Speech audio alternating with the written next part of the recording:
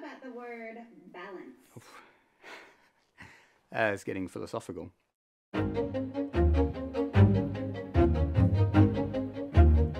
I'd actually encourage people to take a step back and think from a historical perspective. We've been blessed in the last 11,650 years with an incredibly stable climate. That is exactly what has allowed us to basically grow as a species. Increasingly, in the last sort of 150, 200 years, we're now having a negative impact and are destabilizing the environment.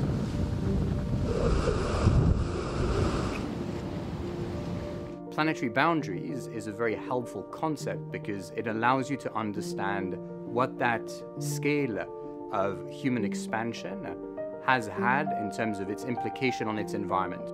There's ocean acidification, ozone layer, fresh water overuse, agrochemical pollution, there's biodiversity, toxic waste, air pollution, forest degradation, and climate change.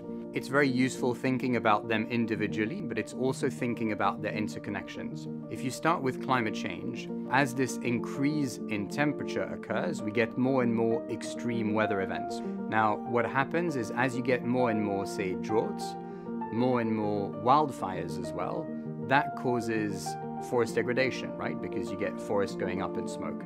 But not just wildfires, also forest loss, especially related to agricultural land expansion. It means we encroach on the natural habitats of many species, some of them endangered species, and that causes biodiversity loss. And so there you can start seeing those interconnections between those planetary boundaries.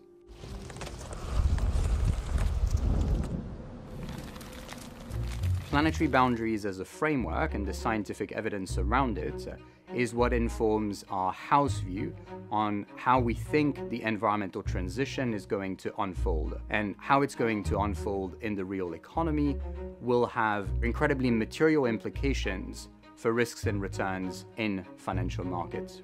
Actually, as of today, there's only a small share of the economy that is quote-unquote sustainable. It's growing quickly, but for now, the investable opportunity for strictly green portfolios is still a relatively small investment universe.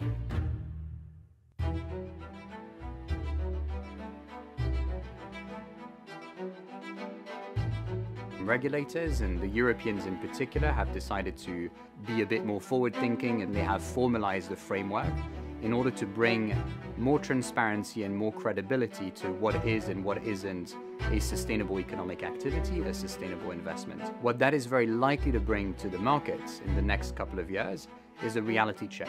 But we need to understand, again, back to planetary boundaries, that we are facing an environmental crisis that extends well beyond just a climate question. The market also has a responsibility to think forward and have solutions which are robust, transparent, so that they can integrate other environmental dimensions in their investment decision-making when it comes to the financial sector in particular.